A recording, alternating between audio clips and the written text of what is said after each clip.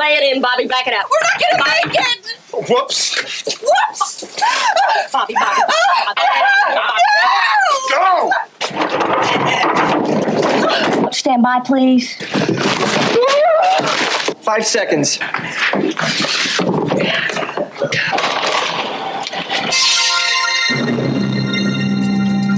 Behind the scenes is a great reporter. M.L. Elric. Behind a great reporter is a brilliant producer. Mark Fellhauer. Do it, or I'll fry your fat. I had no idea she was this good. But in front of them all is a perfect face. Rod Maloney. You asked it, Rod. You're the trust Out of my face. It's gone. What are you doing? Come on. That is not paid for by them. That is paid for by the people of Detroit. You might be qualified, ML. I'm not qualified for this job. Let me tell you something. You want to go right now? Okay? You want to go right now? Hey kids, it's your old pal ML Elric, and if you're one of our Patreon subscribers, you can watch us. But even if you were a subscriber, you didn't see what I just saw, which is Rod Maloney's face at the beginning of that production thinking, is this a porno? Well, no, it's actually the trailer for broadcast news.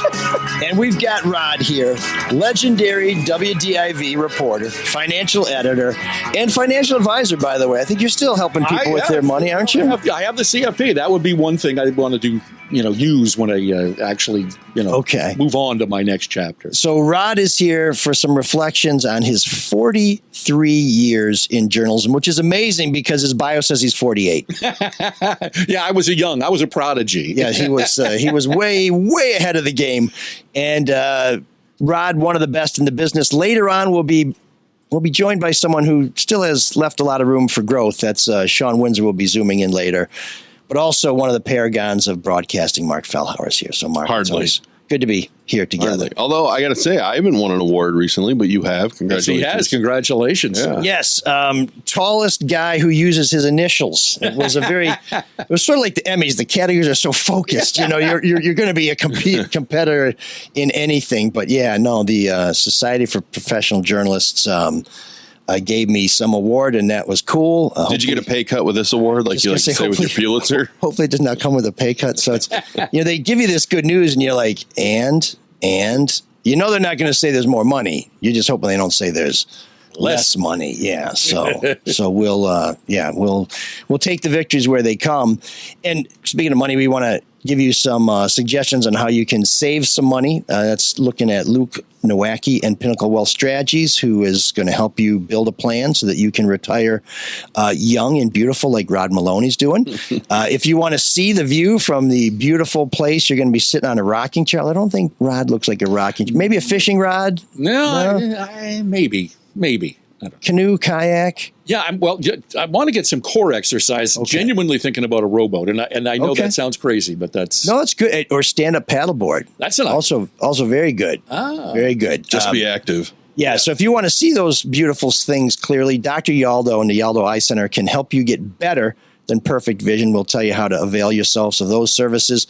Come play Detroit. You want to play sports? You want to play softball against me and Belle Isle? Come play Detroit is registering people now. We'll tell you how to save some money on the registration. And if you want to see our beautiful city from a unique perspective, the Michigan Peddler has tours throughout the city. You, your friends, and beer. What could be better than that? Michigan Peddler will give you a $40 discount on your next ride. If you listen, we'll tell you how to do that. And of course, our biggest sponsors are you. You can become a Patreon sponsor for just $5 a month. You'll be a key part of keeping this show on the air. And we are rolling out some new swag. We're opening our merch store. It's going to be one of these things where for 2 weeks, we try and sell you everything you can. You wait a little bit for it to come, not too long, and then you got some sweet new gear. So that's happens about twice a year. This will be our first merch sale of the summer. So please check the website out, mlsolardetroit.com, to find out how to get some of the coolest stuff. And we've freshened up our lineup. So there's some cool new stuff there. Even I am going to buy some, and believe me, I've got my name on more shit than Fruit of the Loom. That's not really a guy, though. No.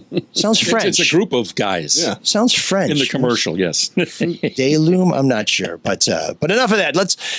Let's get to Rod, and we want to talk about his career and some of the highlights, and I'll tell you a little bit about what he meant to me when we worked together. It changed my whole perspective on storytelling in a way that I think has made the work that I do more compelling and more engaging with people.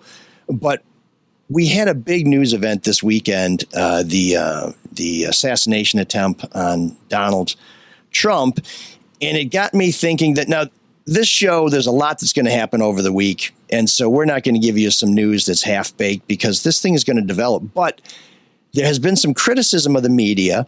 For the Free Press, for example, we have very early deadlines for our Sunday paper. We had a headline in the first edition that didn't say assassination attempt. It said something like Trump rushed off the stage at a rally, and people think, oh, it's part of the media conspiracy. They're trying to downplay this. Like, these are the facts, folks. We go with what we know when deadline comes, and our deadlines come sooner than we would like, at least in print. Online things, it's a 24-hour news cycle. But you go with what you can confirm, and then you keep digging. And this got me thinking when people were criticizing the media for these sort of tepid headlines about 1981 when I was in middle school, and I was a paper boy for the Detroit News, and I was walking down Somerset Avenue or Somerset Street in Grosse Pointe Park delivering the Detroit News with my transistor radio. Yes, I was a nerd. I know you never was. Yeah, me too. Yeah, no one expected that. But I was listening to WJR, WWJ, and they reported with great sadness that President Reagan's press secretary, James Brady, had died. Mm. And while he was shot in the head, and while it did have a devastating effect on his life, Mr. Brady lived until 2014. And someone was in a rush to get the latest news out, which is, that's what we do. But it turns out it wasn't news. It was an error. And so Rod and I know, particularly in this business, being first is huge, but being right is more important. So if you can be both, that's great. But if you have to pick, you always pick being right. And that was a big day for our nation in 1981, but it was also a big day for Rod Maloney personally as a journalist. Tell us what happened on that day. I was sitting in the news director's office at WABI-TV in Bangor, Maine. Bangor, Maine. And I say down east. It is down east there, and I always make the joke because it's apropos. It's not the end of the earth, but you can see it from there.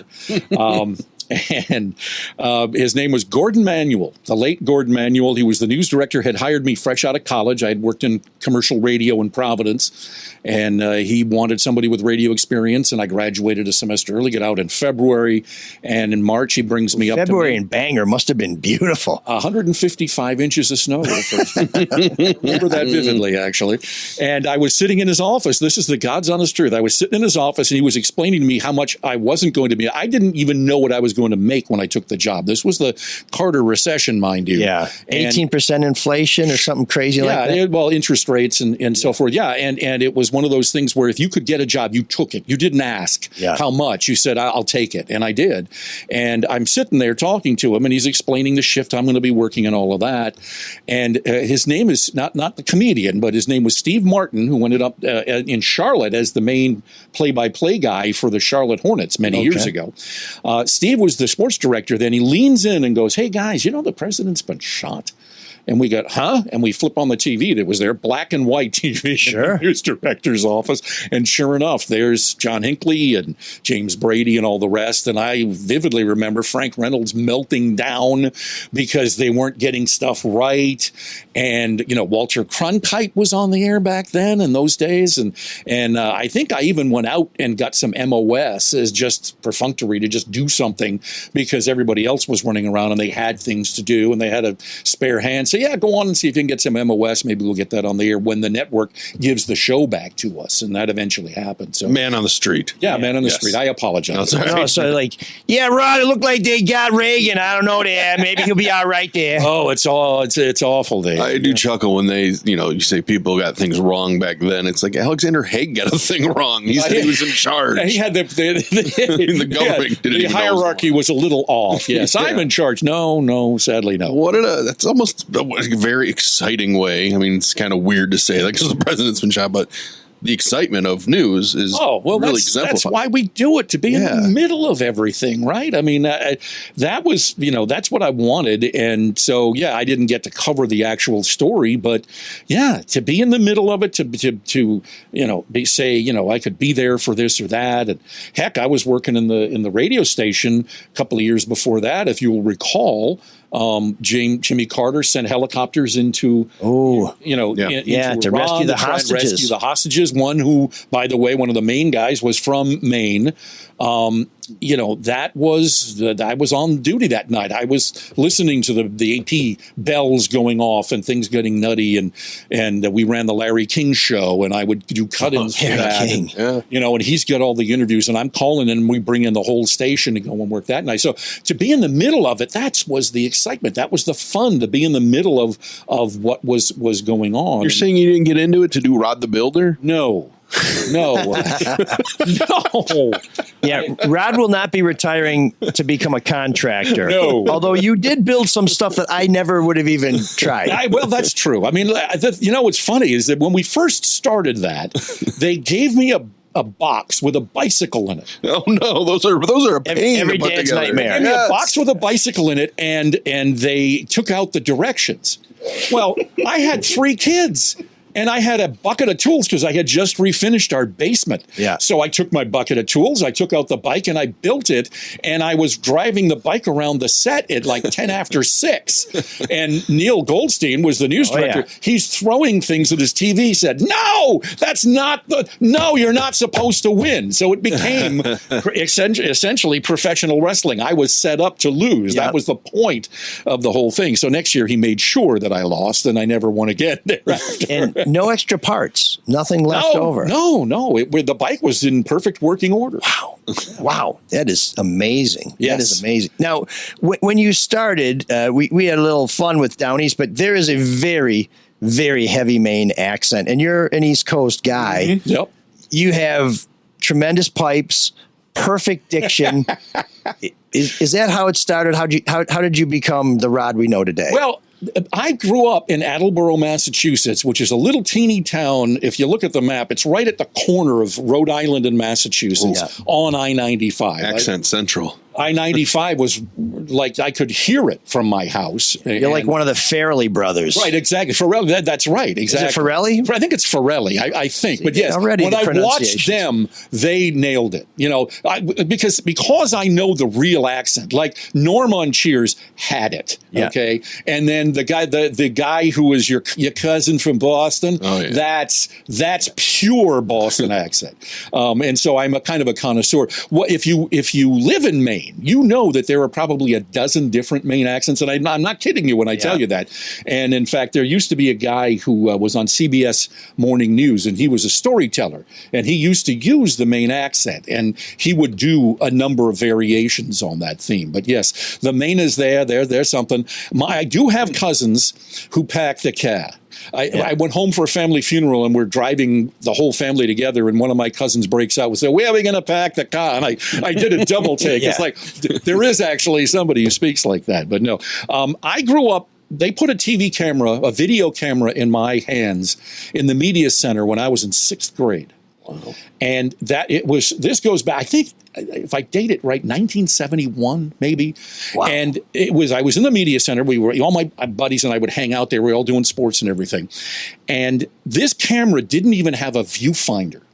Okay. They had it hooked up. It was on a tripod, and they had a wire hooked up to the back of a monitor, a TV monitor, like a big Mondo TV on a cart. And you couldn't see in the camera, so you had to adjust the camera by looking at the monitor. And it was that act when I'm doing this and I'm playing with the camera, I was like, wow, this is really cool. And it was at that moment they caught me. It was, I can make a living making television. And so from that moment on, it was a straight line. I got to high school.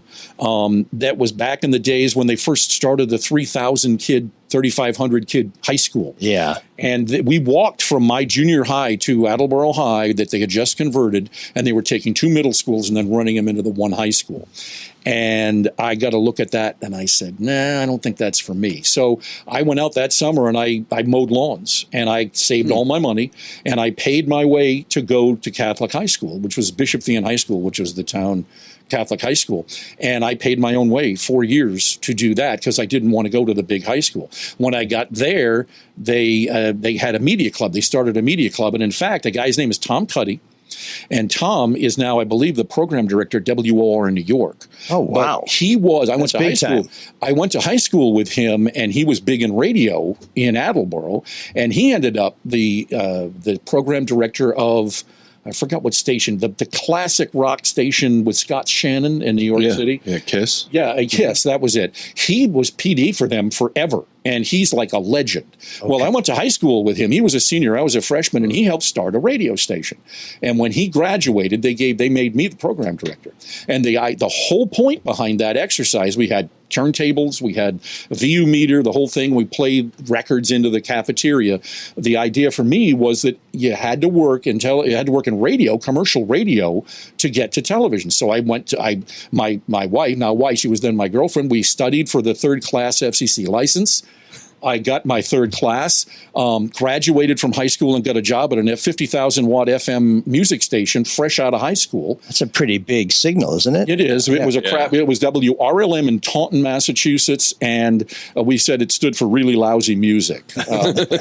And I was a DJ for them, and I did news for them, and that's my first radio experience. And I worked for them for about a year, and then I got to work at another station in the Providence market, and then went to the all-news station, the WEAN in Providence, and did that. While I was doing all of that, I was going to school full time. So I worked the overnight shift in WEAN and then went to school all day at Emerson College. Now, I was not a rich kid. My mom came when I was about a junior in high school and said, your dad doesn't have any money for you to go to college. So if you're going to college, you got two choices. You can go to work now, or you can take a year off and work and then go to college. And so I said, well, I looked around because I was starting on the basketball team, and I said, well, I don't see any 6-foot centers in college. So I immediately dropped the sports and went to work, and I ended up working and getting enough money to go to Emerson College. And there I got into the mass comm program that had a broadcast journalism program. And I also minored in speech because I knew, coming from Attleboro, Massachusetts, where they talk like that and wicked pissa and all of that stuff. If I was ever it ain't proper, Rod. It ain't proper. If I was ever going to get into television news, it's likely I wasn't going to be doing it there. I needed to sound like I didn't come from anywhere. So I minored in speech. I didn't think I had that much of an accent, but enough of an accent that what they did was they taught us how to hear it. So I will hear it. In fact, I just did it a minute ago. I used a New England phrase that I heard, and so now I'm sort of on my P's and Q's now. If I hang with my family long enough, if I go home and spend time with the whole family, I will break out with something that will make me go, did I just say that? Because it is sort of ingrained in you. But no, I worked very hard at making sure that I didn't sound like I was from anywhere. So you're mainly known as the business reporter, the business. How business? Is that just circumstantial? Did you fall in it, or is that really what you wanted? No, frankly, it wasn't. The thing that I figured out, because before I got to Detroit, I had 15 years in the business. I did 3.5 years in Maine as a reporter anchor. And we can talk Bangor because I have great stories about that. Then I went from there to Miami. Now, I made the mistake of going to the Independent, like the Channel 50 of Miami. And I was there for 3.5 years. One of my buddies that I worked with there went to Tampa to the NBC affiliate, went there. That's an interesting story about getting fired. I think we talked about that the last time I was here. And I had 15 years in the business. I wanted to anchor. I got to Saginaw. It didn't exactly light it up there either. And at that point, I had figured out that if you're going to be successful in this business, because for me, everything was getting my kids through college. I wanted to go and work and make sure my kids got through college. So I said, okay, the secret in this business is to do the stuff nobody else wants to do, and then do that well. And they will always call on you. So we had been trained at Emerson really to be able to walk into any room, know literally nothing, and walk out with a story. That was the basic training.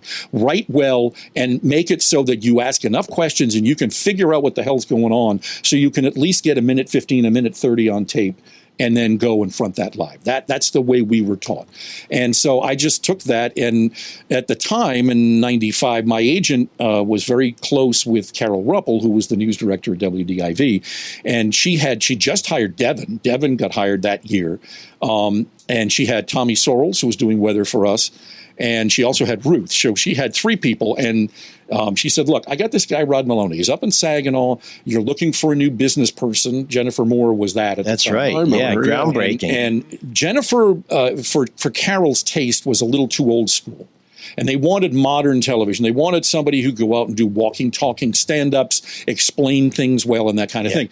More dynamic, not chained to the desk. Exactly. And so that's what they brought me in to do. And so I said, sure, I'll do that. I'll do whatever I have to do. And I think over 8 years, I proved that I could really go and do anything if you needed me to do it, and to do it with enthusiasm and with a level of commitment that is probably, I hope, they came off as rare, and and just made it happen. Now, I didn't know much about business when I got there, which was the genesis of the whole CFP idea. Yeah. Because in 1998, I was interviewing certified financial planners. It was the internet bubble. I didn't know that much about it. And I said, what am I going to do to get a broad-based education? And they said, well, go up to Oakland University. They have the CFP school. You can go and do that, and you could really learn. And so I did, and much to my surprise, I passed. And then when I got there, I said, well, if I'm qualified to take the test, let's just take the test. And then I found out that I wasn't even in the hunt. It took me let's put it this way. I took the test more than once. I'm sure it's like the accounting exam, the CPA exam, where, that's I think it's harder than passing the bar. It is up there with the bar. Yeah, you're talking tax code. Right, it's like, you got to be kidding me. But I'm proud of it because I worked so hard at it, because it required you to understand all of the varying sections, okay? Estate planning, taxation, retirement, investing, insurance, basic economics. And you had to know each corner of that, okay? But it's not enough to know that to pass the test. You have to know how it integrates.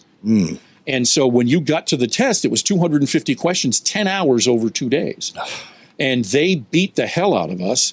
And it was hard. It was the hardest thing I've ever done. Without question, the hardest thing I ever did. I could see some people feeling like, oh, business, what a dry topic. But this is a pretty good city for business. I mean, you've covered your share of bankruptcies, I'll tell you that much. Yes, I did. God. But I didn't know that when I got into it. See, the thing is that I believe, and ML, tell me if I'm wrong, I believe this is the best news market in America. Oh, I think so. In fact, I was at when I worked in New Hampshire, which is why I know a little bit about East, I was at a reporting conference, and there were some reporters there from the Providence Journal who had just won the Pulitzer Prize for exposing some wrongdoing by the Chief Justice of the Rhode Island Supreme Court. And they were like, Providence, Rhode Island is an amusement park for reporters. They had Buddy Cianci. Buddy, I knew Buddy. Yeah. I covered Buddy. And I bet he was fun to cover. It was hilarious. The different rugs that he would wear. Oh, my God. The rugs, the craziness. He'd show up at a softball game and want to play. Yeah. And then we're covering him, and he's a maniac. He's got he's got a mob enforcer bodyguard. I mean, it was truly an amazing time when I worked at Providence. And Cianci, he would wear rugs, but he had a different rug for like every week, so it always looked like his hair is getting longer. And then they would take the rugs and they'd put them on one of those styrofoam heads, and they would drive him in the mayoral limousine to his hairdresser, so they would get retouched up because they'd get a little messy, and he'd just rotate them so it looked like he got a haircut and then it was growing again. Crazy guy. He got charged with all kinds of counts of corruption, most of which I think he did. Oh, absolutely. The only thing he got convicted on was they threw this charge in as, what the hell, while we're charging, let's throw this in there too, is he had tried to intimidate somebody because they wouldn't let him into the big country club in Providence because they thought he was, too rough around the edges. And I think he said something like, well, if I don't get in this time, somebody's going to get hurt. That's what he went to prison for. And he was a radio host. I mean, right. He did talk radio. That was his calling card, though. Yeah. I mean, and it's funny because I had family members who knew his bodyguard, and the stories, the stories. But when I covered him in Providence, we called him Sluggo Buddy.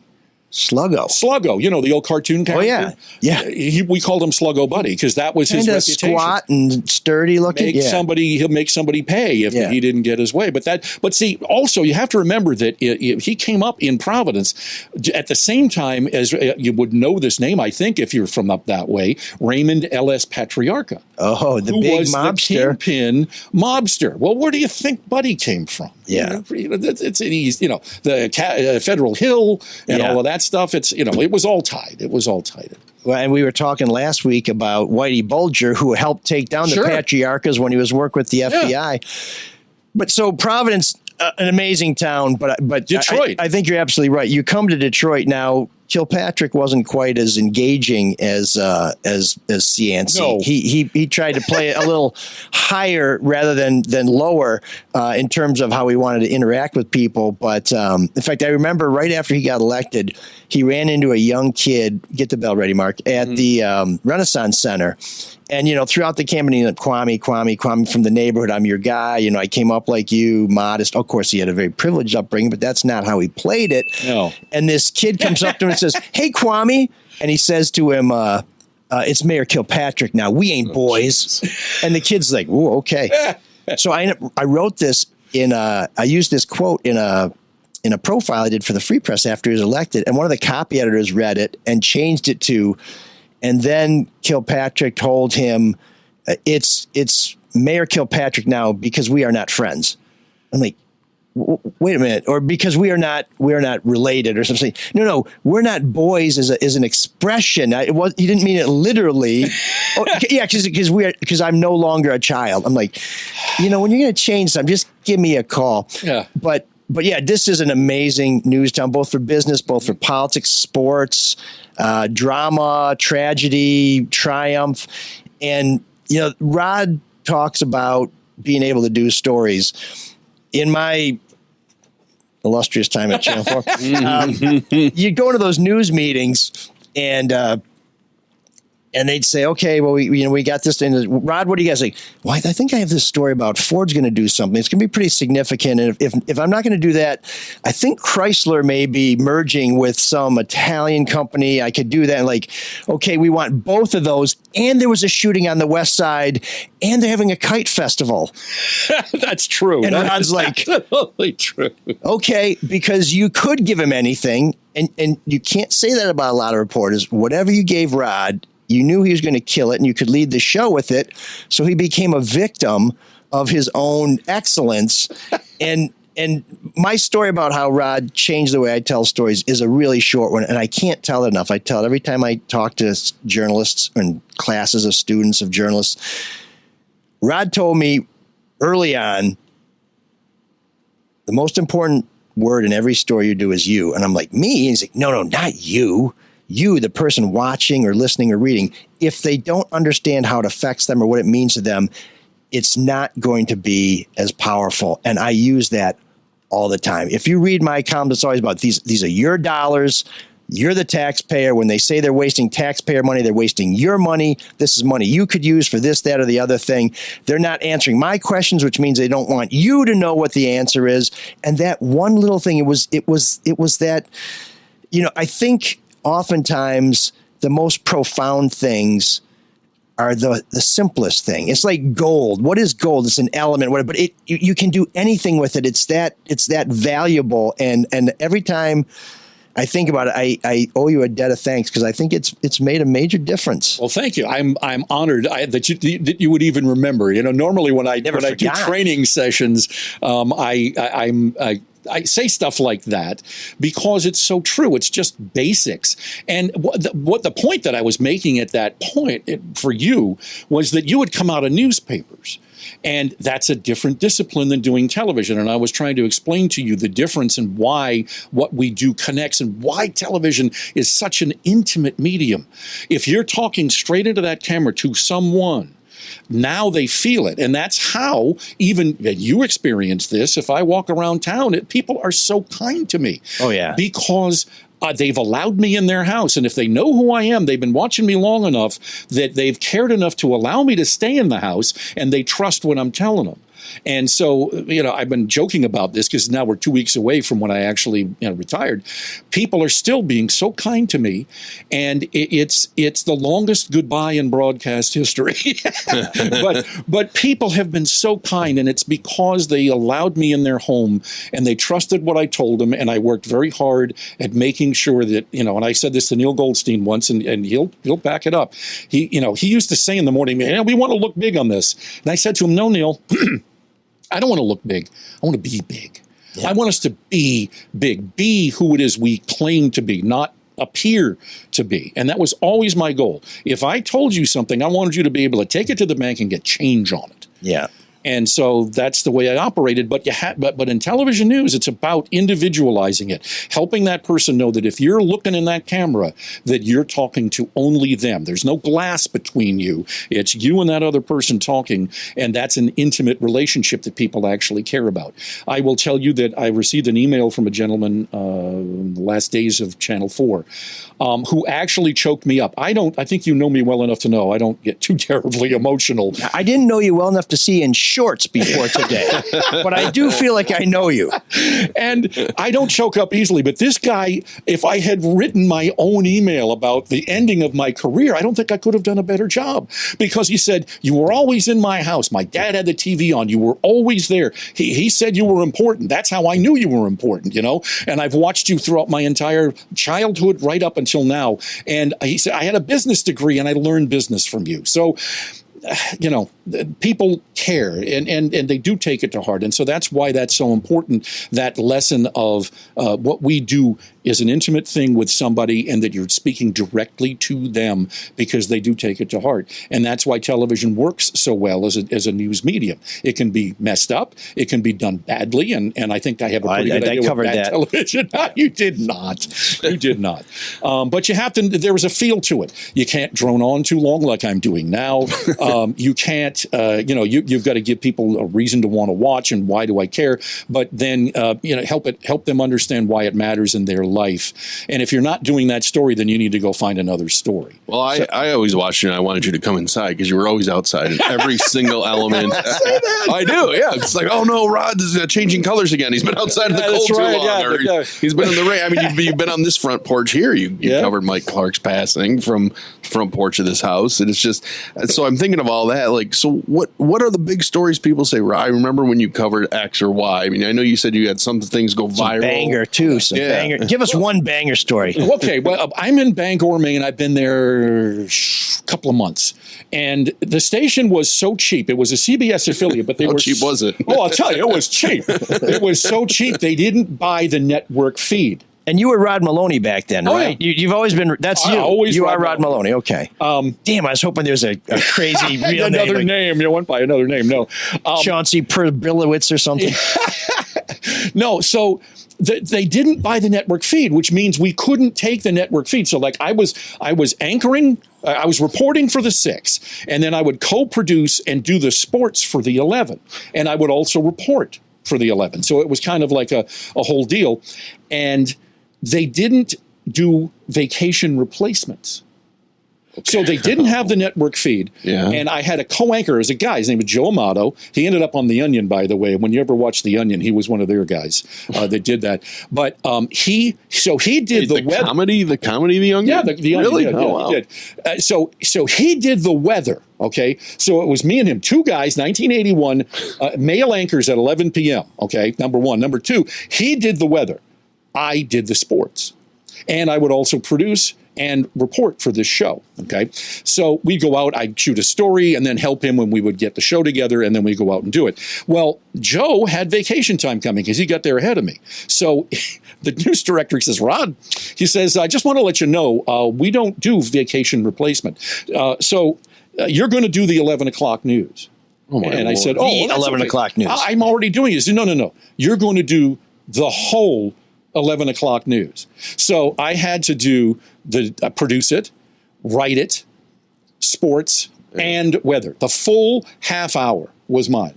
So did you go and now to Rod with weather? Thanks, Rod. Change your suit coat or change the tie clip-ons. No, I did it just straight, and it's funny because the general manager of my next job told me that he had a cabin up there and he was watching me. And he said, when I watched you do the full half hour and you made it so that each segment was different, he says, I knew I wanted to hire you. How old are you?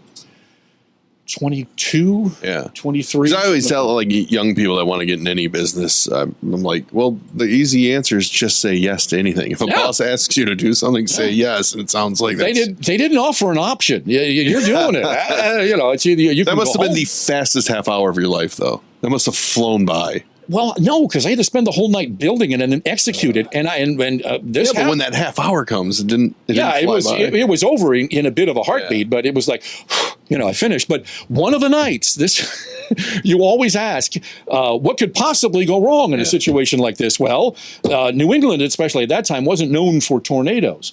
Well, Bangor had the state fair every year, right? So the state fair comes, they do harness racing. The morning man on the radio station, it was an AM/FM TV combo. The morning man on the radio show did the harness racing announcing. Oh, and he'd had a stroke. So half of his face kind of did this, and so he had been doing television, and they said, "No, you can't, George. It just looks uncomfortable. Yeah. We can't." Yeah.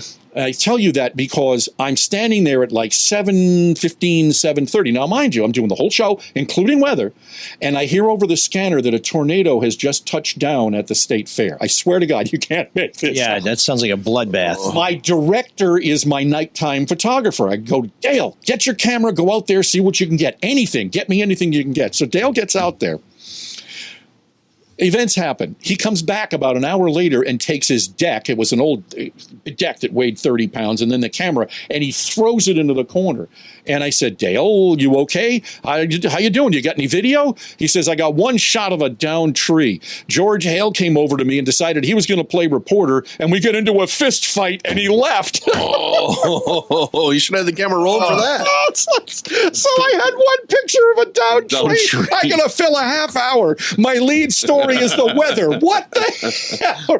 Was it at least the oldest tree in Bangor? It could have been. I don't know. Magical tree? Wink, wink. And that tree got a lot of airtime, I'll tell you. So that, stuff like that. Those are, how do you make that up? You can't, people keep asking me, what are you going to do? Are you going to write a novel? No, the reality is so much better. I can't make up the kind of stories that we. Did you ever have a cool mustache? No. Never. I grew a mustache because I went to Bishop in high school. We weren't allowed to have facial hair. So one summer I grew a mustache and I looked like Groucho Marx. And and I said, oh, that doesn't look good. And then I'd met my wife by then, my girlfriend, and she said, no, you want to come near me? Get rid of that thing. So I've never done that. Damn. Good advice from a trusted source. Yes, exactly. So those are the wonderful stories over 43 and a half years. And Detroit. Do you have a blooper reel? I mean, let me ask you this. Have you ever sworn by accident on TV? No, never. No, I was pretty on purpose. No, I don't know. I was infamous. In fact, it was remember when Bruce Almighty came out in the Maid of the Mist? Oh my God. One of our tape coordinator is sitting in the booth one night as I'm walking through the booth, and she goes, "Hey, Rod," she said, "I saw you in the movies last night." I said, "What do you mean?" She said, "I went and saw Bruce Almighty." And it was back to you. So the running joke was that I would do that in my last live shot. And I said, no, I don't think I'll do that. But I was notorious for being rather vociferous off the air. And so, yes, I was a potty mouth off the air. Yes, but never let it slip off on the air. Wow. My last live shot at Channel 4 was not quite as dramatic as Bruce Almighty, but my kids had given me a Scooby-Doo tie. Oh! And I went to the morning meeting, and I wasn't wearing a tie. And I had, and I told them, I'll wear it on the air if I can. And there were a couple stories. One of them involved, like, some young kid who had been raped brutally. There was some other story, and I walked on a story. I said, well, there's a story about the lion sculpture by Marshall Fredericks at Eastland Mall's gone missing with the little copper mouse that was on. I said, I think I'd like to do a story on the search for that. And they said, okay, go ahead and do that. It's like, okay, good. I got a soft story. So when I go for my live hit, I'm wearing this Scooby-Doo tie. And then I'm like, on the east side, ML Elric, Local 4. And then the truck phone starts ringing, like, all his live shots for this night are killed. He's done. That's it. It's over. And I said, Hey, man, that was my last story. Anyway, so we get back to the station, and Bobby Ellis calls me. He said, we trust you to go out there. You're wearing a Scooby. What were you thinking? I said, first of all, it's my last day. My kids gave me this tie. I want to do it for them. And so I figured it was a pretty inoffensive thing. What if we had sent you out on the rape story? I said, I brought 2 ties.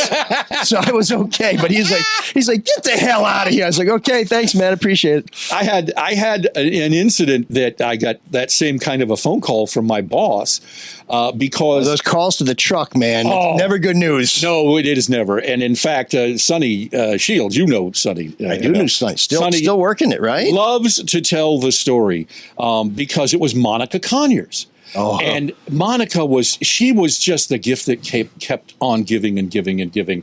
And one day, and she'd already been, I think she even pled guilty, didn't she, to racketeering or whatever bribery. That's right. That's what it was, bribery. So she was going on this TV show. Remember, she went on the cable TV show, and she was talking about Michael Jackson and giving away turkeys on Thanksgiving and blah, blah, blah. And she comes out, and I started asking her questions because on the way in, she was given Scott from Channel 2. Scott Lewis, probably. Also a guy who went from radio to TV. Right. And he beat the hell out of her going in to the point where I had nothing. When she went in, I had nothing because it was all him. Yeah. So I had to get something coming out. Yeah. So she comes out, and we had figured out how to watch the show because it was a cable show, but I was able to watch it in the truck. So I'm watching it in the truck. She comes out, and I start asking her about, committing bribery. And I said, you're in there talking about how magnanimous you are, but you pled guilty to bribery. Oh, I didn't commit bribery. And we go back and forth about this. So, I call as soon as she's finished, and I have this great confrontation with her. I call the desk. I said, Brooke Blackwell, Brooke, send me the original charging document. She did. So I come back and I do a tag, and so Monica Conyers is telling me how she didn't commit bribery, and I said, well, let's take a look at the charge and blah blah blah. And she played it. Sure sounds like bribery to me. Yeah. Well. The phone rings. I'm not even off. I haven't even signed out yet, and the phone's ringing. My boss goes, Deborah Calora goes, you can't say that. Oh, well, I just did, and I said, come on now, please, But those are the wonderful stories, and Monica, good Lord, I mean the Excuse me, sir. I'm being harassed. Shrek. I'm being harassed. Oh, Shrek, yeah. Shrek. She had the roof caving in on Kobo, and she's saying, oh, everything's fine over there. That's misinformation. Baghdad Bob. I mean, honest to goodness. How glorious were those days, No, they're great. And they're a mess, but kind of fun. Oh, my. It's a fun mess. It was the Clownsel. That's what we called it, the city Clownsel, because they were. It was unbelievable. And then, from there to Charles Pugh disappearing, and we broke that story. Just the city council in and of itself was a gold mine. Oh yeah, no, it you could almost just do a live feed. There was never a dull moment, and I get teased. Jason Colthorpe loves to give me a hard time because, especially when he first started, I would just roll in, and in the morning meeting, you were required to bring stuff. If you didn't bring stuff, you had a bad day. So I would come in, and I would just empty. I'd go into my email, and I'd have been on the phone, and I'd drop 10, 12 stories in the mix, just and of course they would take 2 and then add another one or whatever. Yeah, exactly. No, so Rod, we want to have you back because there's a million stories. We've barely scratched the surface. What are you going to do now? I know you're retired, but I know there's a transition period. Mm-hmm. What do you think you're going to do when it kicks in that I don't have to get up early and check my email and get on my finely pressed suit and a tie, and Scooby-Doo or otherwise? Well, that is going to be different. In fact, I had shirts, I had shirts in the queue, and I was going to go iron them. My wife goes, what the hell are you doing? Because I've been ironing my own shirts for 43 years. So, I don't have to put a suit on every day. I thought about it, and I keep using the word and I don't want to do that anymore.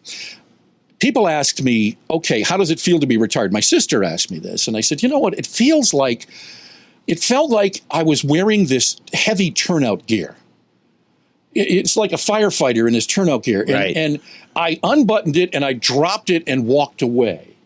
That's what it felt like for me, because I've always worn this heavy turnout coat, the mantle of the job, because it's not a job you do, it's a job you live. It's a job that you're part of every day. And so getting up and reading the paper is habit. It's what I do. It's what I've done for 40-something years.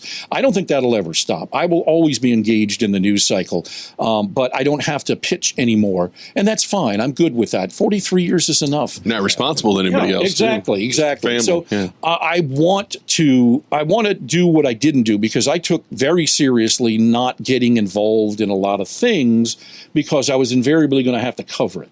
Right. And I didn't want to be that. Only once in my entire career that I said, no, I can't do that. I'm too close. Right. I never wanted to be in that position. So it was the brothel story. Yeah, no. My bad. Sorry, Rich. Butch Hollowell. Oh. Butch had been one of my best sources for years, and he has the giant piece in the Freep about him and prostitutes and that, and they wanted me to cover that, and I'm like, no, I can't, I couldn't, and I never wanted to be in that position, so I didn't join a lot of things, I didn't do a lot of that, and so now I want to make good on that. I want to get deeply involved in the church so that I can be, do that. There are things that I feel strongly about that I want to get involved with. The CFP designation that I earned, I would like to be able to put that into service. I think there are some opportunities there. I've already been approached about one that I will get involved with, I think, here. And we'll see where it goes. My wife and I are going to move up north. We've made no secret about that.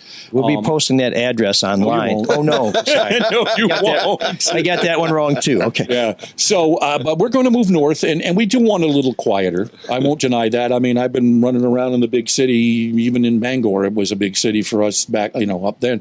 But 29 years. I will tell you this: the one thing that has really freaked me out, and I had tried doing this story, and I think I'm still going to call Megan St. Pierre, who's the special projects producer. But I grew up in Boston. Okay, I learned to drive in Boston. You've driven in Boston, I know, and I don't know if you have. Yeah. Yellow light means accelerate. Yeah, it means get the hell out of the way is what it means. I grew up and learned to drive in Boston, and my friends, when I was in Maine, put a bumper sticker on my car that said, "If you don't like the way I drive, get off the sidewalk." Yeah. Okay. Yeah. They really did. Mass holes. So I understand aggressive driving. Okay.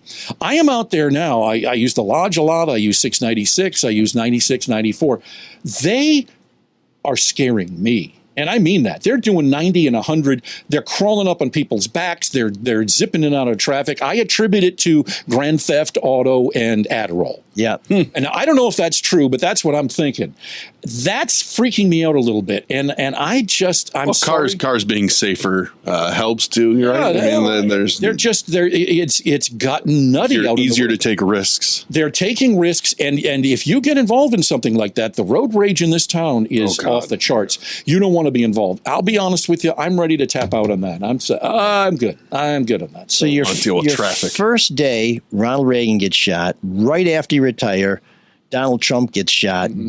Was there a party that said, this is a big story, I want to be a part of it, or a party that just says, good luck to everybody else? I'm signed off. The one thing I will say about all of that, because I watched the coverage this weekend, is that, when people get upset about a headline like the one you were discussing at the beginning, is that stories evolve. It takes time. We were going to talk about my meteorite story. Maybe the next time I come back, we'll talk about that.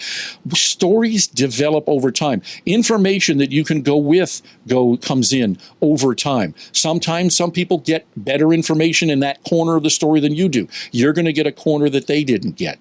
And then over time, it all fills in and the puzzle gets made. The problem is that by that time, the misinformation's been clipped and shared and digested and spit out millions of times over. In the current media environment, people are coming at it from their own angle instead of just looking at the whole thing. And so that's where, and people get all crazy about that. If it's decidedly, obviously biased and incorrect, that's one thing. If you're just trying to build the puzzle and get it so that we can understand what's going on, that should be the goal of any news organization. And the problem is now we're getting into that neighborhood of punditry versus news coverage. Yeah, well, it's so blurred now. It is completely blurred, and you can't know. Cable news should really be called cable commentary. I think they have more analysts than they have reporters these days. Right. But it sounds like you're at peace. Big story. You're like, hey, I've flown my missions. No, I have. I've flown my missions. It's good, guys. You know, I feel pretty good about the kids that I was able to help, and they asked me to teach. And I think that Channel 4 is going to be just fine without me. Yeah. And they didn't push you out, right? No, they did. I want to be clear that, you know, and I wrote a farewell piece on clickondetroit.com. We're going to have a link to that on our website. That tells you everything you need to know. I was not pushed out. This was completely voluntary. I was going to retire at the end of this year anyway. It just came a little early. I am grateful. Post Newsweek, Graham Holdings did very well by me. They did well by me. I did well by them. I got my kids educated. They're all up. They're all launched. They're on their way. It's time for me and my wife to walk away hand in hand saying, you know what? Job well done. Yeah, I would say job well done indeed. Rod, it's great to have you. Now that you have more time on your hands, we will want to get you back every once in a while, and you don't have to run to the station afterwards and turn 3 or 4. No, and I may have to do it via Zoom, by the way. I don't know. I'm not going to be in town that much. I'll be in a little bit. But yeah, just try and make sure the flamingos don't make too much noise in the background. Yes, exactly. Ladies and gentlemen, Rod Maloney. ML, thank you. Thank you very local much, legend. Mark. Thank you. Yeah. Thank you. Outstanding broadcaster. Even better guy. Rod, it's great to be with you. Thanks, guys. I'm grateful. Thank you for having me. Anytime.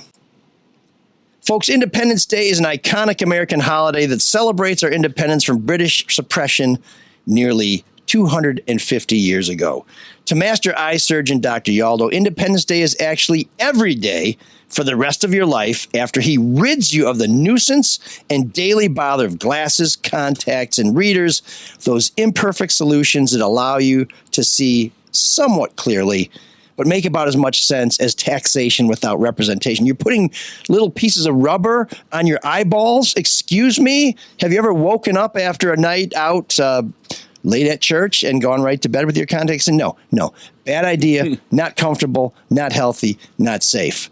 Hundreds of our listeners and the Drew and Mike listeners have seen Dr. Yaldo to enjoy the lifetime benefits of the best custom LASIK in the world and the stunning near and far vision provided by bifocal lens replacements. His patients continually swear that these procedures give them the best vision of their lives. These are safe, fast, and painless as any medical procedure of any kind. It's why millions of Americans, including Mark and I, in ever-growing numbers, opt for LASIK every year. All you need to do to throw away those glasses, contacts, readers, and all the costs and hassles that come with them, believe me, there are more problems than I can get into. You don't want these things. Go to Dr. Yaldo at yaldoeyecenter.com and schedule a free consultation. And make sure you let Dr. Y know that ML sent you. Now, if, like Rod, you're getting ready to ride off into the sunset with the confidence that you have planned well for your golden years, you're going to want to see somebody like Luke Nowacki at Pinnacle Wealth Strategies. Notice it's been a while since we've heard of AI Drew. Rumor has it that he realized he no longer needed to cobble together a living in a basement and just came in one day and told Drew he's blowing this pop stand. Drew was relieved because he had broken up with him first. Of course, Drew is a handsome, erudite man. Attaining financial security gives some people a sense of accomplishment similar to being Big Magic Johnson's. Yeah. Boy, a lot of eyes in there. That's why you're supposed to read the other side, the other read. Oh, we'll start over. It's all right. We're rolling. Sorry. Maybe you're a big-time city official who can travel on the people's dime. What does it matter? It's just more reads for Luke. Maybe you're a political contributor who gets hooked up with government contracts. Good for you, but bad for the rest of us. Now, if you're not among the swells lining your pockets with taxpayers' money, or AI Drew, I guess, if you're someone who actually works for something like Big Magic Johnson, call financial specialist Luke Nowacki at 248-663-4748. We'll discuss strategies to grow your assets from annuities to individual retirement accounts to college savings. Make that call now. You've got kids and kleptocrats to feed. Luke Nowacki, 248-663-4748, because when you call Luke, he'll make it all about you, sweetheart. Securities and investment advisory services offered through Mosaic Wealth. Inc. Member FINRA SIPC. Mosaic Wealth. Inc. is separately owned, and other entities and or marketing names, products, or services referenced here are independent. Mosaic Wealth. Inc. I'm going to blame AIML for what just happened there. It's still working the bugs out on that one. Oh man, the geeks have inherited the earth. Did I do that? What a dork. Does him wanting to play with us again mean that he's turning into a geek, or we're turning into cool guys? I think we've all had that sinking feeling when you go to get your luggage at the airport and it's not there. Well, this week's geek is a shop worker at South Florida Airport who was charged with stealing thousands of dollars in electronics and clothing after a woman showed up at his house looking for her missing gear that she tracked to his address by using a signal from her Apple Watch. An affidavit of arrest for Junior Genesis, not Genius, Brazil was filed in March, but didn't name the victim. However, Paola Garcia told a local TV station that she was the passenger involved in the incident at Fort Lauderdale Hollywood International Airport. According to the affidavit, the pink suitcase contained an Apple MacBook, an iPad, an Apple Watch, jewelry, and high-end women's clothing worth more than $5,000. Broward County Sheriff's Office says Garcia's flight was canceled and passengers were advised to retrieve their luggage from a carousel at the airport. She told a local news station she stood waiting for her bags, which contained a laptop she needed for her university studies. She waited for 2 hours. It didn't show up. Garcia told the news station that she normally carries the bag on board, but on this occasion, Spirit Airlines forced her to check it. When she used an Apple feature to ping her electronic items, she discovered they were at a home in Fort Lauderdale. So she went there the next day and was unable to make contact with anyone who lived there, but she told police she saw several pieces of luggage sitting in the front window. A detective then searched for the address in an internal employee database from the airport and discovered it was a match for Bazile, who was at work at a store in the airport on the day the luggage disappeared. It's crazy. Closed-circuit TV footage showed Bazile entered the storage room of the shop he worked at with a pink hard-shell roller bag matching the description of Garcia's stolen luggage. After placing the suitcase underneath the desk, he took out a MacBook and other items, which he placed into separate bags. He was ultimately charged with grand theft and has a hearing set for August. Spirit Airlines said in an email that although it was not aware of any evidence that any Spirit employee was involved, it issued a reimbursement check to a passenger as a courtesy. So Junior, for ripping her off and getting busted. Dude, don't you know these things have trackers on them? Easiest thing to get caught on, yeah. I mean, most of them are locked up, too, right? You're not going to be able to get into an Apple product. Just for being a scroungy piece of shit who would do that, you're innocent till proven guilty, but you are our Geek of the Week.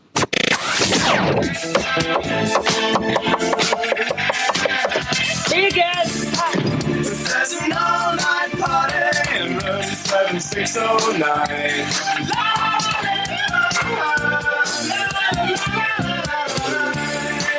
And you can dance together all night. You've got the time.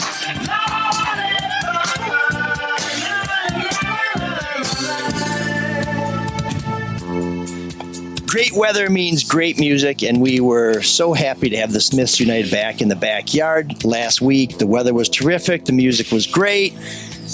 We did have a little power outage because there's always some sort of catastrophe when 100 people get together to drink bad beer, but we worked it out. We got. How do you have a power outage? Don't you have solar panels? Not at night. But it all goes into the system. You don't have a battery? No. Elon Musk has not got the gig factory cranking them out cheaply enough for me. But it turns out somebody tripped a circuit. We got it going. Everything was great. Oh, okay. That's it. But if you want to get out on a beautiful summer night, and maybe you're too late for my party, but you can take advantage of the Michigan Peddler and get on Detroit's favorite party bike. And you and 15 friends or you and 14 friends can tool around for 2 hours touring and pedaling through Corktown, Midtown, and downtown, stopping for pictures and maybe even a refreshing bevy. The Michigan Peddler offers the longest tours in Detroit, has seat backs, so you don't have to worry about your back hurting, and the friendliest staff to make your experience one you'll never forget. Everyone's talking about the train station. Well, guess what? The Michigan Peddler is neighbors to the train station, and they will take you there. They have a party bike that will bring guests to check out this phenomenal, revitalized structure. Roosevelt Park. And if you happen to stop in Cork and Gable, which my friend and teammate Matt McGrail has, great spot to get a refreshment. And you can do all that when you're on the Peddler. Book your tour at MichiganPeddler.com. That's Michigan, PEDALER.com.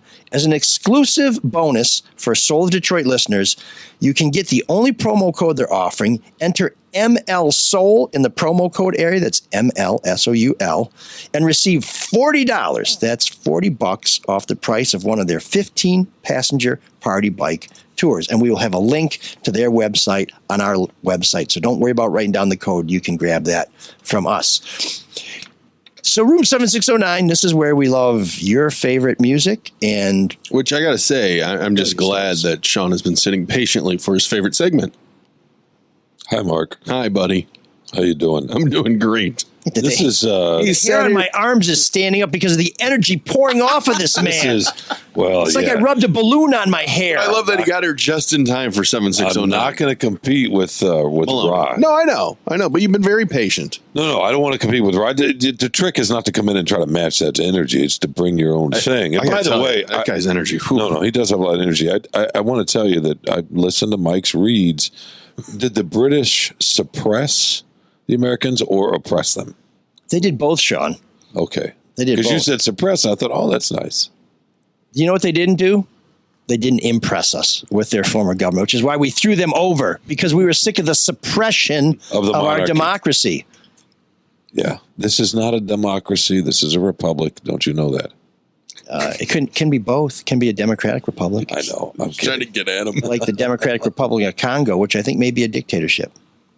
Oh, yeah. Or the People's Republic of North Korea. Oh, yeah. Still not a cool place if you like voting for people who aren't amazing horseback riders. Is that what we call tremendous athletes and have great hair? Is that what we call counterintuitive? Yeah, well, a little bit. Or just a flat-out lie. Could be suppressive information.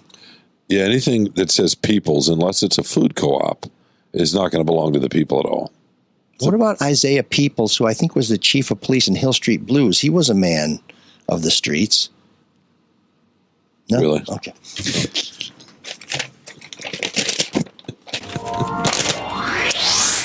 This week's entry in room 7609. No way. I told you you'd be happy. Alex. I love this song. And he's got a little story to go with The Electric Feel by MGMT.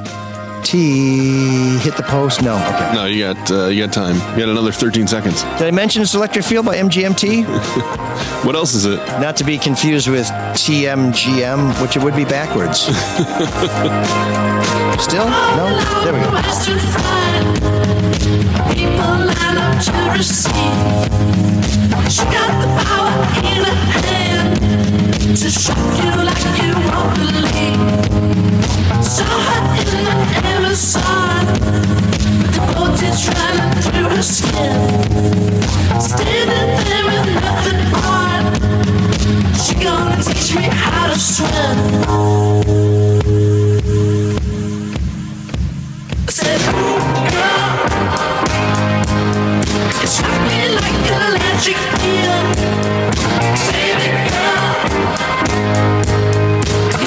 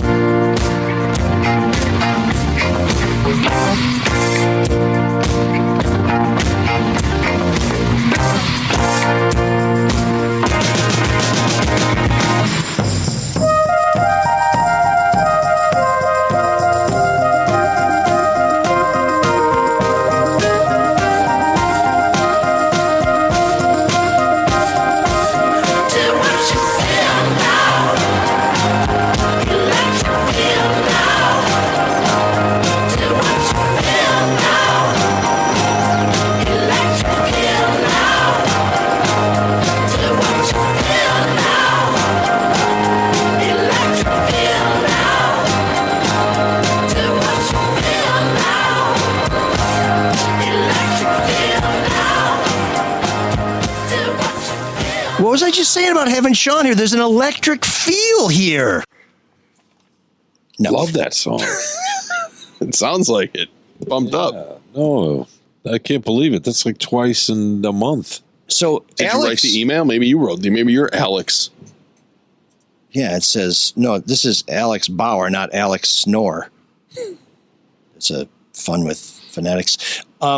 Alex writes, hey guys, love the show. I've been hesitant to send this song since it is newer compared to the stuff you've played for Room 7609. But when ML said, we'll listen to just about any tune you send us as long as it has a little groove, I figured, why not? And here's Alex's story, because you have to give us the story too. And this one, for once, is not ponderous. The year is 2008. The debut album of Oracle Spectacular from MGMT came out the previous October. My beloved Red Sox are World Series champs. It's pissed wicked often. Okay, we need Rod back for the read. And life is great. I'm at a party and this song comes on over laughter and chatter in the room. Electric feel. The simple guitar strum, grooving bass line, and melodic keys entranced me. It's been an earworm for good ever since. If it's something that you guys think deserves a spin, I'd appreciate it. Can you dig it? Sean can dig it. And we don't often get to say that in this part of the show. So, Alex, thank you. He legitimately lit up. No, yeah. I first heard that song. I was driving from Austin to Dallas, and this is, I guess, around the same time. And I had not been to Texas, and I had not made that drive in a long, long time. So here's the ponderous story. And yeah, no, it was just one of those things. I can relate to that, Alex. I was on the freeway, and it came on back when you still listen to radio a little bit. I'm like, who's that? I had no idea who it was. And for a long time, I tried to figure that out. It was before Shazam. And I eventually saw a trailer that it was a roller skating movie in Texas. I don't remember the name of the movie. And it was part of the soundtrack in the trailer. So then I was able to track it down that way. But anyway, yeah, no. Yeah, it's been used in a lot of TV and movies. Yeah, because of the feel of it. It's funny that Mike says, send us anything that is a groove, because he really doesn't have a sense of what a groove is. But thankfully, our listeners do. And I'm grateful for that. Yeah, if you're watching this on Patreon, I think the expression on my face says it all, but that's fine. I don't know what a groove is. It's fine. It's okay. Sorry. That's okay. Well, they don't believe in bass, really. New wave music? Not really. Are you kidding me? It's the most danceable music there is. What? Paolo Palladino? What? Yeah, with a synth and electric drums. No, I'm just gonna say this. I went to a wedding, as you guys know, over the weekend. They didn't play any new wave for the dance floor, so there must be other songs people dance to. They also didn't serve booze. You can't use these people as some sort of barometer. Are you ragging on my booze niece? at a wedding? Why are you ragging on my niece? That couple's never going to make it. Oh, well, never going to make it. Nice job. It was a great wedding. It was actually a lot of fun. Yeah, with some Amish barn raising, and some people got Hezekiah and what's her name, Miranda. Wait, just because Sean attacks new wave music, you have to attack my family. I'm not attacking new wave music. The bass is just used. It's a propulsive. You're right. Thing. You're correct. It's a propulsive thing. It carries you along. There's one thing I don't like about new wave. It's that there is a severe lack of a bass guitar. That is the craziest thing I've ever heard. John Taylor from Duran Duran is one of the finest bass players of the last 50 years. Exception to the rule. But even then, it's Palladino. Come on. Even then, it's sort of insane. The guy from Level 42, Mark, what's his name? Amazing bass player. Virtuoso. Not true. Think about one of the craziest things ever said. We're talking about the word groove. That's what we're talking about, and that's what you're missing. Look, R&B, soul, rock. Exactly. Think about. Say the Cure's "Just Like Heaven." You can hear the bass in your head more than the guitar kicks in. That's what makes that song so iconic, right? But you can hear that bass, and it has a purpose, and we understand it moves it along. That's not the same as a groove. That's what Alex is saying. Okay, I take it back. I know a new wave. Alex is not taking a shot at new wave music. You are. He said anything with the groove. He said, not that crap you play. No, but then he gave us an example that has some groove. I know a great new wave band that uses bass really well. Right? Talking Heads. Order. Oh, yeah. Talking Heads. Yeah, but they're more musical. They're your choice for our new wave. So you're saying that the Talking Heads are not new wave? No, I'm saying they are, but I'm saying Sean. I said they're when Talking Heads serves my purposes, they can be. They're like the silly putty of music. No, we agree they're new wave, and they're one that uses bass, so they must be the best new wave band. B-52s, they had fun. Okay, those are the two best new wave bands. They had fun with their New Order. bass. That's why they have longevity. New Order is the bass is the melody.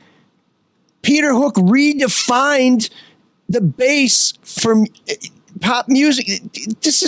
I can't even go on. This is the most incomprehensible engagement we've ever had. And in this segment, to say that there have been ridiculous things said, don't you know is when understating you're being needled? No, he's not. I'm not needling it. I am. No, because he does here. Boom, boom, boom, boom, boom. No. Oh, that's cool. That's a cool song. I like that one. Yeah, but it's because if it's not Bootsy Collins, he can't do it. We hear music in different ways, and you hear music. It's in your brain.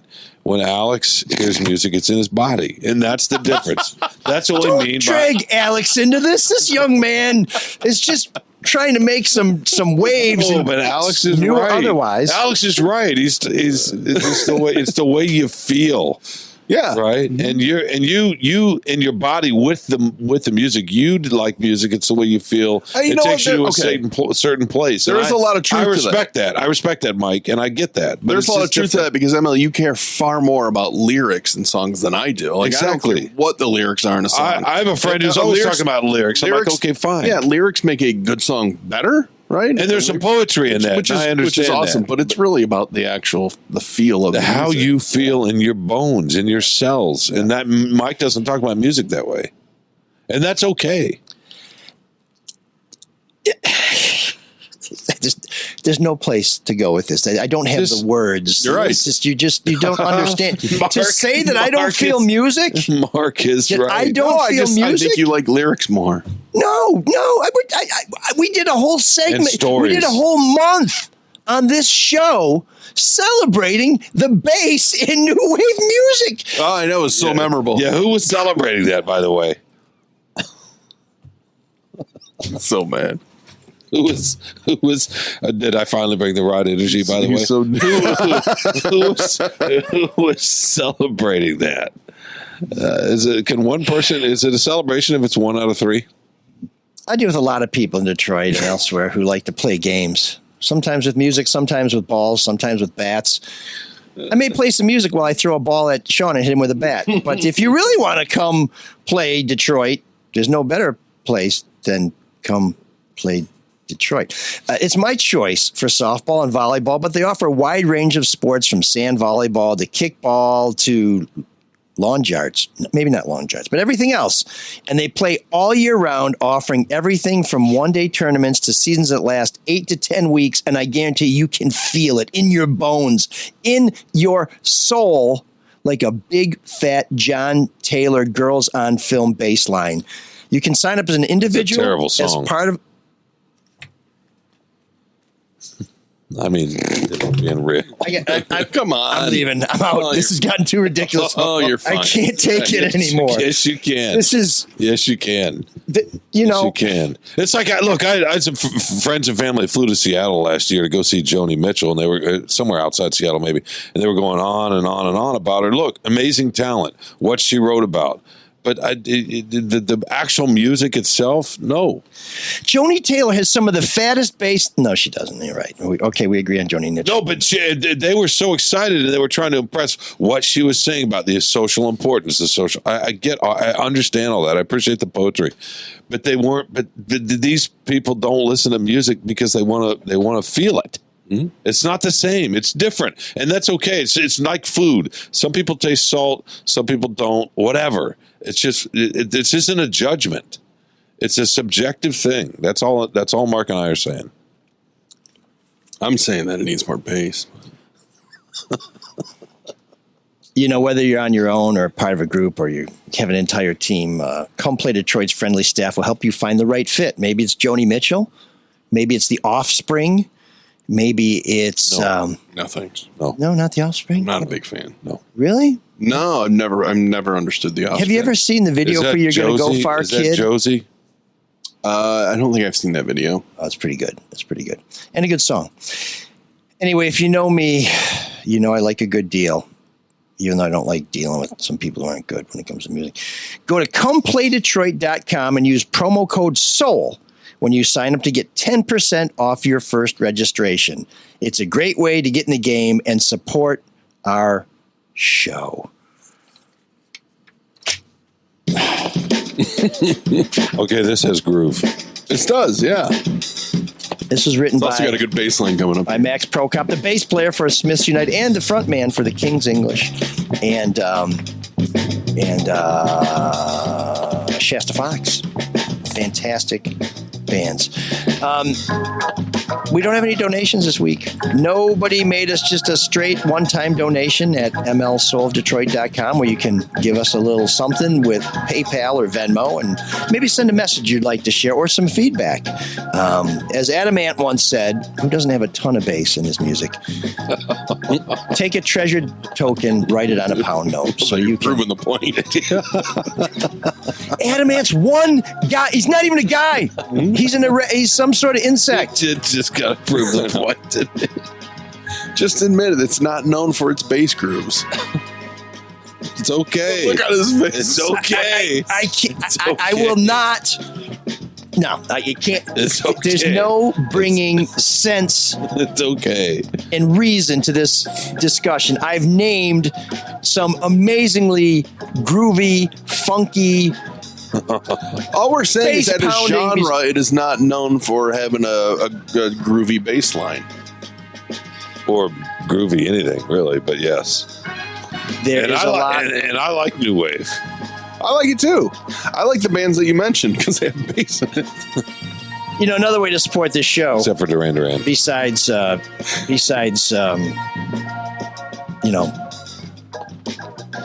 playing bass, is to give us $5 a month. If you give us $5 a month on Patreon, just sign up. We take it. It's easy. That's all you got to do. You get the show without the insertion ads. You get to watch the show, and you see the show before everybody else. For $15 a month, not only do you get to see the show before everybody else, hear the show before everybody else, spare yourself some of those annoying ads, you get our monthly bonus episode. And we just dropped our most recent bonus episode, which is another version of Ask the Soul of Detroit. For $25 a month, you get all that stuff and some cool merch. And for $60 a month, you'll get some distinctive, only for Handsome Devils merchandise. So please think about dropping a load on us, and that didn't sound good at all. And we will give you, we'll give nice you phrasing. Some really cool swag. But you know what? If you just want to buy some of our gear, our merchandise store is open again. This is a pop-up deal, so we're going to have it up for about 2 weeks. You get your orders in at the end of the 2 weeks, then we start to make the gear, and in a week or two, we ship it to you. So it's been a while since we've offered any of our cool logo gear. We have some new stuff coming, some new products. We're going to have a beer koozie, Teebs. I hope you're listening. And we're going to have one of my favorite items I think we've ever offered. It is going to be a hockey lace-up hoodie. It's cool looking. So it's very groovy. We've got some new colors. We've got some new logos, some new looks. So give that a look. You can find out all about that at our website, which is ML Soul of Detroit. That's also where you can get the promo codes for some of our sponsors. And we will also have a link to Rod Maloney's farewell column at WDIV. So please check out ML Soul of Detroit. Lots of good things to do there, including becoming a Patreon member. Now, Alex reached out to us with a nomination for a Room 7609 song at mlsoulofdetroit@gmail.com. That's also where you can give us your feedback, which is exactly what Kyle did. He says, dude, it's good to hear you back. I love Windsor and Skidmark. Skidmark? Yeah, that goes way back. And it's got a Q. Skidmark with a Q. It's his preferred final consonant. What's the story behind that? What, the Q? Not like cue ball. There was once a guy on Catfish, and his name was Mark, and he spelled it M-A-R-Q, and I was like, that is just too cool. I'm going to steal that. So some people still will write me and write M-A-R-Q. Gotcha. Because I'm M-A-R-C, most are Ks. Damn. Right? Well, so we're not a Q. We're going to change it. You're officially Mark Q. Okay. Or Mark with Q the bass. Anyway, I'm glad you're back, dude. I enjoy the show weekly. Been a fan since day one, and I'm the voice of all Methodists if you ever need our opinion. Oh, that's a heavy burden, Cal. Keep rocking, dude. Your snarky comments are killer, and Sean Windsor is American royalty with his takes on clove cigs and love for orange sunshine. He's a modern-day Hunter S. Love the show. Keep it up. He has the same sunny disposition, too. No. Can I just make one quick... no, you can't, but you will anyway. One quick observation, please. Actually, the question is, can you make a quick observation? Yeah, I can. Help me out. What was the name of the song we played last week by CCR? Green River. Green River, yep. So we played Green River. No bass. Nice song. No, there was no groove to that song. There's no groove to their music, really, except for when we played right after Born in the Bayou, which has an unbelievable groove. That isn't a judgment one way or the other. It's just a distinction in the sound. That's it. There we go. Last week, we had real-time experiment of that. I finally understand how John Fogerty got so angry that he would break up CCR. And the man was righteously grieved, as I am, in this entire genre of new wave music. But that's okay. That's okay. We can discuss this. Alex, please weigh in on this. You've been dragged into this argument. It's time to either extract yourself or to set the record straight. And if you have some feedback for us, if you have any suggestions for us, if you have some recommendations for Room 7609, please send them to mlsoulofdetroit@gmail.com. Before we go, I need to get a quick plug in for my latest On Guard column. If you checked out Sunday's Free Press. The award-winning. Oh, wait a second. Yeah, congratulations. We covered it earlier. Oh, darn. I missed out on it. Was a Tridel Award or something like that. It was awesome. And then he pointed out how he got a pay cut with the Pulitzer. No, you jumped the gun on that one. I was about to, and you stole my thunder. I will just say that we're very proud of you. No, was a nice award. Well deserved, well earned. Was not a third place. Yeah, and it's not a music column. Oh, and then a shot. He just took a shot at you. What did you say? Wasn't third place. Oh, that's fine. No, that's okay. Okay. If you just left the music commentary out, we could have got it. No, arm in arm. No, you can take a shot all you want. Hey, no, I'm proud of you. Well deserved. What's the award? It's some kind of sorority fraternity thing. That's awesome. Yes, the pride is sorority busting through. It's the Society of Professional Journalists. It's best columnist, and it was in the over 40,000 circulation. Oh, I think they say over 40, which means category. That the other competition was columnists from the New York Times, the Washington Post, the Wall Street Journal, other news major. They're not out there reporting their columns out like you are. That's the difference. Yeah, you're out there. No. Listen, you're out there reporting, gathering, and then you put your opinion in with the facts. It's a great combination, and it's well deserved. I mean that sincerely, despite the fact that you don't know music. You know what I mean? Well, that last part was going somewhere, and then it just went right off the cliff. Here's the thing about contests. He knows music. Contests are all bullshit unless you win them. Every judge has no idea what they're doing unless they put your name on the certificate. So we'll and Sean, the year that the Free Press won the Pulitzer for the Kilpatrick text message stuff, Sean and I have a mutual friend at a paper in North Carolina who did some amazing work on worker safety in poultry factories. It was groundbreaking. It was staggeringly good. And it won some contests, and it wasn't even a finalist for the Pulitzer, which just goes to show with these contests, it's very subjective, and there's lots of great work that never gets recognized. Who is this mutual friend? This dude. He works at the Charlotte Observer. Oh, Peter St. Onge. Yeah. In fact, I was late getting to the Free Press Pulitzer celebration because I was on the phone with him saying, "Hey, dude, I don't know how you guys didn't win something because that stuff was amazing." So contests are great if you win them, but they are really all kinds of bullshit. But we'll take the win. So, congrats, awesome, my man. Seriously. Oh well. We got to be sincere here for a sec, right? I suppose. Can't we? Well done. This feels like a trap. No. Seriously. My spidey sense says turn and run. No, it was great. When I saw that, it made me smile. I was like, that's my boy. That was good. I'm the Donnie Berger of journalism. Donnie Berger. Great movie. Speaking of wicked New England accents. Oh, my God. And also, sneaky, fantastic, best supporting actor, Oscar-worthy performance by Robert Van Winkle. Oh, Uncle Vanny. No one too. The rest of the world is Vanilla Ice. I have a question for you, Mr. Anglophile over there. I was watching a show. Detroit Avenue. Shot and takes place in Liverpool. Do you know what they call the cops over there? Specifically in Liverpool or that area, the Scouse. I know the Scousers. That's what you call a Liverpudlian. The busies. I don't know what they call. Have you heard that before? I know the police cars are called pandas. Yeah, busies. I've not heard busies. No. I hadn't heard that one either. I was curious if you'd heard that one with your, I had not. Although your I think travels over there. I think there's like a Law and Order out of Liverpool. Isn't there a show, a cop procedural show where it's scripted, but it's about like behind the scenes with Liverpool police taking on the toughest cases. I've not seen. This is called The Responder. It stars Martin Freeman, and it's great. But anyway, I was just curious. Frodo's buddy, right? What'd you say, Mark? He's so good. Oh, he's Bilbo. Who was Martin? He's unbelievable. Is he? He was in the first season of Fargo. I was just going to say he is so good in Fargo. He's amazing in this too. Very different, but he's such a weird. But no, I was thinking busies. Yeah, I figured there was a chance you might have heard that with your extensive travels over there. Right now, I'm trying to deconstruct how we got to this topic. It doesn't matter. No, why does it matter? I just enjoy the ride. It can't all be. It's like your columns. They can't all be scripted. They flow, and they go and they turn. Oh, that's where. So this week, I take a look at a deal in Highland Park, where the school district, the school board, which has no students, barely any employees, wants to buy back its old headquarters, which it sold for essentially $18,000 10 years ago.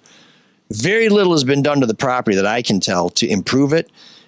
They now want to buy it back for $1 million, and you can take a look at some of the debate over whether that's a good deal. You can find out about the rise and fall of Highland Park schools and the community itself, and you can find out about why the person they hired to appraise the building hung up on me twice. Partly because he didn't like some of what I found when he told me, if you're going to ask me questions, you need to do a little more digging. Usually when people tell me that I do a little more digging and they wish they hadn't told me to do some more digging, because I usually find some more shit.